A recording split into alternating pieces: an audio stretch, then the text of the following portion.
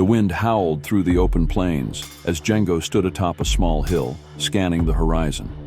The golden savanna stretched endlessly before him, the sun dipping below the horizon, casting a deep orange glow across the land. Beside him, Nia adjusted the grip on her spear, her sharp eyes mirroring his vigilance. The Maasai village had enjoyed months of peace, but Jengo knew peace was fragile. Unbeknownst to him, in the heart of the village, whispers of betrayal had begun to spread like wildfire. Chief Kiroh's son, Baraka, had long harbored resentment toward Jengo. With Toba aging and his youngest son still too young to rule, Baraka saw himself as the rightful heir. He despised Jengo's strength, his victories, and the way the people revered him. "We cannot let him continue to rule over us," Baraka hissed. "Jengo is nothing but a warrior who got lucky. If we do not act now, he will be king when Toba is gone. That throne belongs to us." A man leaned forward. "But he is strong. If we attack the village, we will lose." Baraka smirked. "That is why we will not attack the village. We will lure him out. I know his weakness, his love for battle." The plan was set. Days later, Jengo received troubling reports that a group of raiders had been spotted near the border of a rival town. Determined to prevent another war, he gathered a small party of warriors, including Nia and 5 skilled soldiers. They set off at dawn, unaware that they were walking into a trap. As they reached the border, the land was eerily silent. The usual sounds of wildlife had vanished. Jengo signaled for his warriors to stay alert. He had just opened his mouth to speak when arrows rained down from the trees. "Ambush!" Nia shouted, raising her shield just in time to deflect an arrow. From the shadows, 20 rebels emerged, armed with spears and clubs. Their eyes burned with the hunger for blood. Leading them was Baraka himself, a wicked grin twisting his lips. "Well, well," Baraka mocked.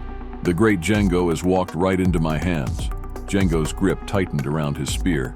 "Baraka, you betray your people." Baraka laughed. "I do what is necessary. Your time is over."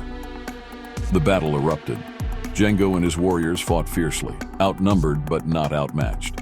Nia moved like a shadow, her blade cutting through enemy after enemy.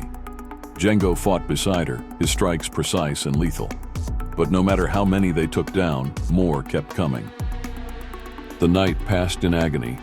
Jengo drifted between consciousness and the dark pull of death. Nia stirred beside him, her breath shallow but steady. They were alive, but just barely. Back in the village, news of Jengo's disappearance spread like wildfire.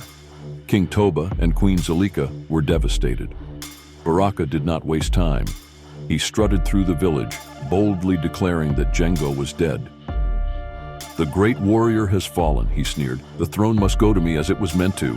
Toba's eyes burned with fury, but he was not a man of reckless actions. "The throne is not yours," he said, his voice like stone.